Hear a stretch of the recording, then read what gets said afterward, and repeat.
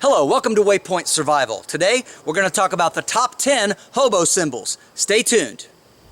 There were many dozens, if not hundreds, of these symbols, and they would change from time to time and throughout the decades as technology improved and as they ran into different conditions, perhaps, that would affect their livelihood. I've been in contact with a modern hobo, the Texas Roadrunner. He's a good friend of mine, and he shared with me some of the modern hobo symbols that he uses even to this day. But I'm going to share with you some of the classic symbols. I've picked the top 10 that I thought would be the most important for someone in our era, and I'm going to share those with you. Now, if you live in an area that's in or near a major transportation hub where there are a lot of transients or day laborers, people who are trying to find a job, you may find some of these signs and symbols still scribbled in today. However, they are not as much in use as they used to be, and there are several reasons. First of all, many of the younger riders don't know how to read the symbols, and many times they don't learn, or even worse, sometimes the younger riders don't care. And often these symbols are useful only for the older ones, or social workers, or unfortunately, the railroad bulls. A second reason why these symbols are not used as much anymore is because they're often inaccurate. The conditions in which they were inscribed has changed, and no one has taken the time or the opportunity to re-inform the person that's passing through as to the changing conditions, so they may just be outdated.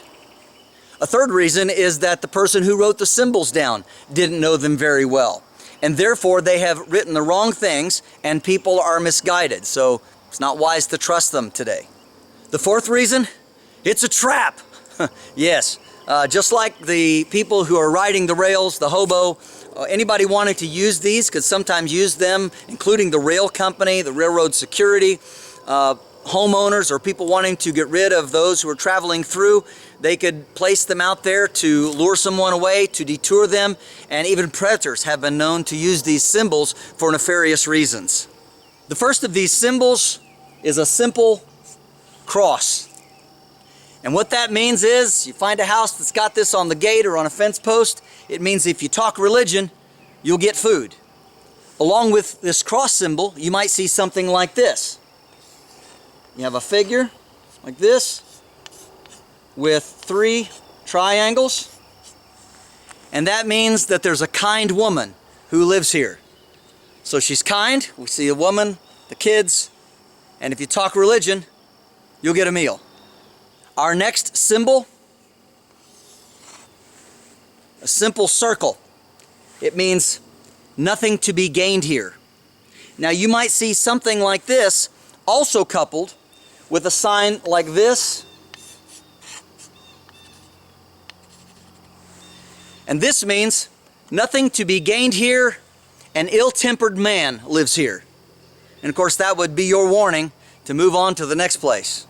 Our third symbol, 3 straight lines, means this is not a safe place. And you might see that coupled with something like this, a circle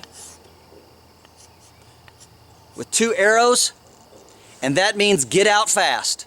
So it's not safe, get out fast. Another symbol that you might see looks something like a U, and that simply means camp here. Now, this could be coupled with something that looks like this, a couple of diamonds, kind of crudely drawn. That means keep quiet.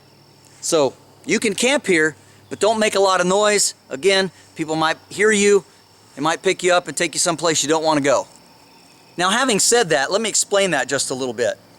You see, back in the hobo era, especially in the classic time when there wasn't a lot of jobs, the Depression was on, and everybody was desperate for work, especially in rural areas, and you had hundreds, if not thousands, of hobos traveling from town to town trying to find work. There was different ways of dealing with that. Sometimes towns would take up a collection and would give it to the hobos to just send them to the next place because they literally didn't have any work for them. Unfortunately, something else would happen. Many times the local law enforcement looked at it as free labor, and really without any kind of due process, without being taken in front of a judge often, they could be sentenced to an automatic 30 days in jail. And of course, it was often hard labor. They were given not very good food and expected to work hard. And sometimes the sheriffs or the local law enforcement even took more advantage of it. They would work the hobos real hard for 4 or 5 days by hand, you know, with a shovel and a mattock, breaking rocks, improving roads, whatever they needed to be done for the county. And then they would say, you know, if you'll go ahead and leave town, we'll let you off the rest of your sentence. And so the hobo would work 4 or 5 days. He was glad to leave town, get out of jail, and then the law enforcement would continue to charge the state for the rest of the 30 days. And of course, they were just lining their pockets with the leftovers. So again, not everybody was honest back then. We're about halfway through our symbols, and the next one we have looks like a smiley face.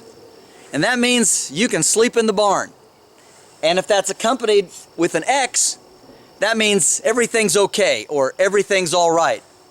That would put a smile on a hobo's face, as he knew that for that evening, whether he got food or not, he'd have a warm, dry place to sleep, and it was a safe place for him to be. Our next hobo symbol looks like this,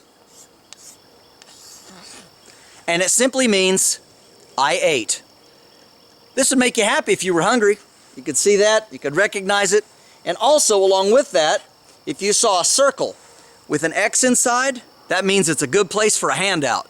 Now, having said that, let me remind you that many hobos would rather starve. They were people, many of them, who had principles, and they weren't beggars, and they didn't want to follow that line of demeaning themselves by just begging for food.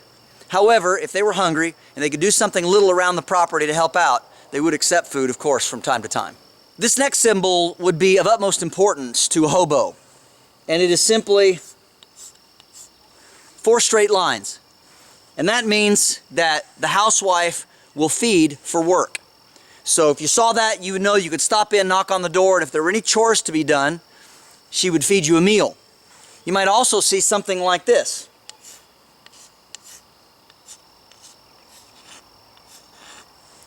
A couple of shovels, and that means that there is work available, so stop in and ask. This next symbol would be cause to leave pretty quick. A couple of interlocking circles. This means hobos get arrested. Not a good thing that you want to see. Another thing that you might find would be a spiral with a circle around it. And it means the judge lives here. Or it could also mean court. Either one of these, and especially put together, means get out fast. Many of the hobos were veterans, starting right after the Civil War on through the Spanish-American War and the First World War especially, which were all preceding the Great Depression. Many of them grew up on farms and rural areas. They knew how to hunt and fish and trap and put food on the table. They also knew how to work hard. But one thing that they had to have, that all humans need, is clean water. And so this next symbol would be very important as you're traveling around and you're looking for a good campsite. It's simply this: a rectangle, a dot in the middle, and some water underneath. And that symbol means bad water. So you would not want to camp in a place where you saw that symbol. On the other hand, if it was good water and a good place to camp, you would see something like this. So representing 2 people sleeping, perhaps 2 people, campfire in the middle, or a campsite. And this would be good water. This would be good fresh water in a place where you could put up your camp. The words hobo, tramp, and bum have unfortunately been all lumped together. And today it's just used to refer to a homeless person or a transient.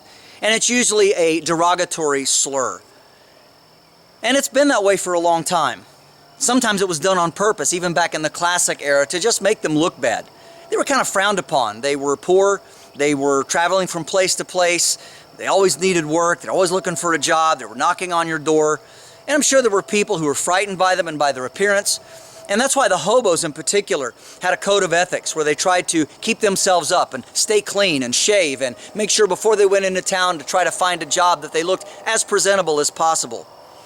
Of course, the railroads and the newspapers also helped to kind of push this idea that they were no goods and ne'er-do-wells.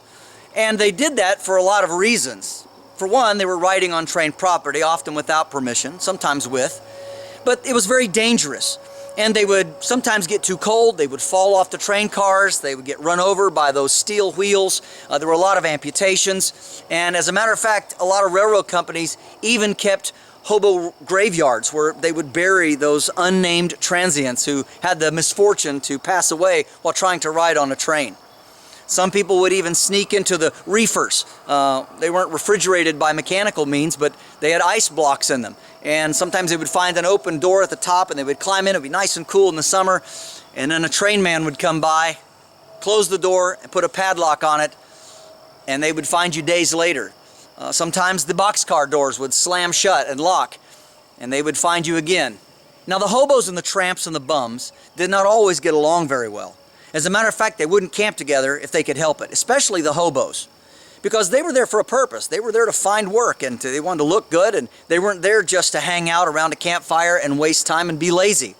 Their whole idea was to show up, get ready, find out what work was available, and then head out in the morning and try to find that work. And so there were actual symbols that they used to warn other hobos to stay away, and this is one of them. If you saw something like that, it meant there are tramps here. In other words, not a good place for you to hang out. You might see this coupled with a symbol that looks like this. And that means no use going this way, there are tramps down there. And of course they would find a better place to camp and a better place to find a job. This is James Bender for Waypoint Survival. If you like this video, please give it a thumbs up. Also make sure and check out the links in the description box below just under the More button. While you're down there, you'll also find our waypointsurvival.com link. And this is where you can sign up to take survival and bushcraft classes at our beautiful training facility in Southern Ohio. And if you haven't already done so, please subscribe to the channel. We'd really appreciate it. And when you do subscribe, make sure and press that bell button so that you can stay notified of all of our upcoming videos, and we'll talk to you next time.